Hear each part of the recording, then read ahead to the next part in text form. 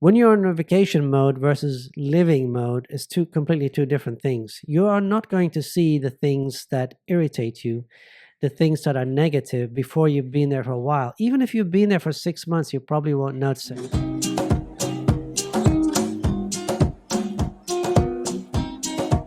So welcome to another episode of Paul's Asian Adventure. In this episode, it's called Sugarcoating of the Philippines. Don't believe the vloggers, meaning don't believe me. A joke. But seriously, today I want to discuss how many vloggers are sugarcoating life in the Philippines, both the cost of living, the infrastructure, the beauty of the Philippines, and so on. The Philippines has a lot of positivity in it, but there are many aspects of the Philippines that are negative, and I don't think it's covered enough. I have somewhat covered it in some of my videos, but today I wanted to go deeper into it. I wanted to go into why this happens and how it happens. So the first thing I'm going to talk about are the expectations that many expats, foreigners, when they come to the Philippines have. They have these rose-tinted glasses about the Philippines, how wonderful life is going to be. And I have to admit, I had the same thing when I went to the Philippines. We see all the positivity on videos from vloggers, how wonderful life is, how cheap it is, the coffee shops, the restaurants, the beaches, the hiking, and so on. But you don't really see the negatives. You don't see, as an example, once I went to a restaurant and I was eating there and I went back in the kitchen, there was flies everywhere. Never went back to that restaurant again, but there are certain things in the Philippines that you don't see even when you live there till you've been there for a while. And I've covered certain aspects of that, like rubbish everywhere. Not everywhere, but a lot more rubbish in the streets, in the nature, on the beaches, and so on. It's not a country that would be like a Western country like Scandinavia or the US where things are clean. People get fines for littering and so on. There's no enforcement of that, at least where I've lived in the Philippines. So that is something that, at least for me, is a big negative, and it's not really talked about much in the Philippines by the vloggers in the Philippines. So I think you have to be aware of that when you go there. Other things that you expect watching vloggers is how cheap life is going to be, how cheap rent is, how much you can get for your money, and so on. Well, the truth is, it's cheaper than the US, obviously, but it's not as cheap as people want you to believe it is. When I lived in the Philippines, and I have some budget videos, I was spending $1,700 a month. And my rent at the time was around $350, $400. So, and I didn't even have insurance. I was self-insured, meaning I had savings. So if I had had insurance, that would have been another $100, $200 on there. So that would have been, let's say, $1,900. Just call it $2,000. And that was back then. Prices have gone considerably up, both rent and food and everything has gone up because of inflation. So now we're talking, 21, 22, 23 to live an okay lifestyle. You're not driving a Lexus around. You're not, you don't have a 300 square meter home. You're living in a smaller home. You're driving a 150 motorbike. You're living on the cheap in a way compared to the West. So of course you expect it to be cheaper. But when you compare the quality of somewhere like Malaysia in a condo compared to the quality of a condo in the Philippines, you can't even start to compare. The Philippines is low quality and relatively high priced compared to other places in Southeast Asia. So just be aware of that. Prices are not that cheap, especially if you're going to live in a place like Dumaguete, Cebu City, Manila, and so on. So even I've looked at other cities in the Philippines just to price out. Yes, they are cheaper, but they're not that much cheaper, really. And now also when you come to talking about food, the diversity of food in the Philippines is not that great. Pretty much wherever you go in the Philippine markets, they sell pretty much the same stuff. Um, some of it, a lot of it actually is imported, and not all of it is locally grown. And there are very little, I won't say guidelines from the government, but very little enforcement of guidelines from the government. Who knows what they're using, if it's pesticides or if it's organic or what it is. You really don't know. It's not like in the West where they have certain guidelines and they have enforcement of those guidelines. So just be aware of those kind of things. I always heard that the stuff I get in the Philippines is organic, meaning they don't use pesticides. Maybe, maybe not. I don't know. I've never really stayed on a farm to be able to judge that. And maybe somebody below can comment. Maybe somebody's worked in a farm or knows people and can tell me that they don't use pesticides on vegetables and fruits and so on.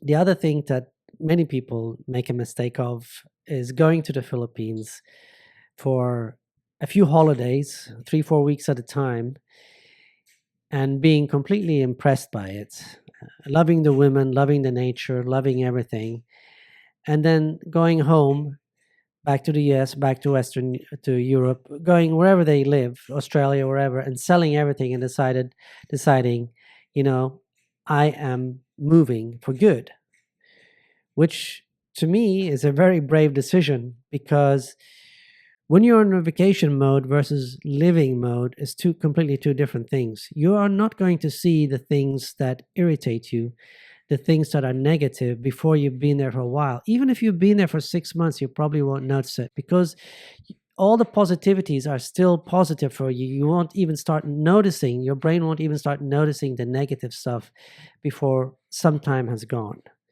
And I've talked about the negative stuff, the bad infrastructure, the bad healthcare, bad food, the rubbish everywhere, and so on, and more stuff. And if you haven't lived there for a while, you won't be able to judge that. So if you're thinking about selling everything and moving to the Philippines, I say don't do it, okay? Keep your stuff in the US, go live in the Philippines a year. If you have a house, rent it out. If you're renting a house, put your stuff in storage, and so on. Don't, because once you've moved, it's hard to go back. Not hard, but it's very expensive to go back and start over. You're going to talk about at least $25,000 to start over. If that's not an issue for you, then go ahead and do it. But that's a lot of money. So we've talked about rose-tinted glasses when coming to the Philippines. We've talked about not selling everything when you come to the Philippines. The other thing that happens a lot is that people are stunned by the women they can get in the Philippines. That's not an exaggeration. That's not rose-tinted glasses, but people are stunned. You come from a country, if you're coming from the US, that are full of fuglies. I mean, let's face it, 80% of the American women are fuglies. So there's not really much to choose from. And those that are left, they think you should buy them diamonds to go on a date. You know, I'm kind of exaggerating, but you know what I mean. You know what I mean if you've lived in the US. So, and then you come to the Philippines, where the women are so feminine. They are so nice and beautiful, both in looks and body. And suddenly you have a chance on these women that are 20, 30 years younger than you, and you're completely taken by it. What man wouldn't be taken by it, really? I know I was. So, but the thing is, you mustn't lose your mind. That's the thing you have to be careful of. You say, okay, now I can get these women. I'm in the Philippines. It's a normal thing. Just treat it as a normal thing. Don't get like, oh my God, this woman looked at me. She's 25 and gorgeous, and therefore I have to buy her a diamond ring. No, you don't. You don't have to build her family a house for a family. You don't have to pay for her brothers and cousins to go to school. You don't have to do any of that. Just be yourself. Take that girl out and have fun with her. You know, I always say lead with fun. Don't lead with money. So show her that you're the kind of guy who likes to have fun. Show her that you're the person that is not going to be taken. If she starts asking for things, learn to say no. Just say no. Oh, my phone is broken. Oh, I need a new phone. No, that's not my problem. You got to be a bit harsh, because once you start giving in to the little things, it gets bigger and bigger and bigger. Now, it's different. If you've had a girl for a year, she's now your live-in partner, and she's a wonderful girl, never asked for anything, yes, you start giving. You start giving out of the heart, not because she demands it or because she wants it or because she's hinting. And that's another thing. They never really ask directly, they always hint. So once they start hinting, is basically they're asking, okay? And the fourth and the most important thing for succeeding in the Philippines is basically, I made a video about this, but I'm going to put it short here. And that is that you have to have the attitude of acceptance. So you have to accept things the way they are. You have to accept that the Philippines is a third world country. It's not a first world country. It doesn't have healthcare unless you live in the bigger cities like Cebu City or Manila. It doesn't have the healthcare that you're used to. I could tell you some horror stories about healthcare, and I've covered them in other videos, but I won't cover them here. But there are horror stories. And so you're not going to get the roads you're used to. You're not going to get the service you're used to. You're going to get frustrated by when calling in, asking to get service on something, whether it's internet or your phone service or whatever it is. It's going to frustrate you.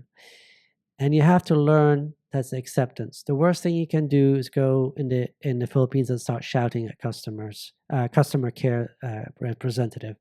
All it does, it makes them irritated, makes them lose face, and gives you even worse service. So you have to accept the Philippines for what it is. You're not going to change it. And if you start focusing on the negative, I know in this video I kind of focused on the bad stuff, but if you focus too much on the negative, you are going to end up leaving. And that's sad, because the Philippines is a wonderful country. And me personally, I love it.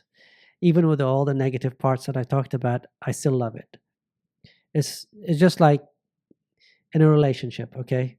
You might have this wonderful woman, and she has 8 traits that are wonderful, that you just absolutely adore about her, and 2 traits that irritate you. You're not going to leave that woman. She's an 8 out of 10, right? Same with the Philippines. It has certain things that are negative, and if you focus too much on it, you'll end up leaving.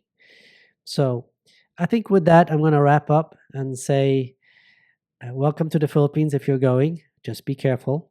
And, try to think about where you want to live. Try to think about the negatives. Think about what you can accept in your life, what you can't accept. And then also think about visiting other countries, Thailand, Malaysia, Vietnam, and so on. So with that, I'm going to wrap it up. I hope if this video has given you something, that you subscribe. And if you've enjoyed the video, give me a thumbs up, and I'll see you on the next one. Take care.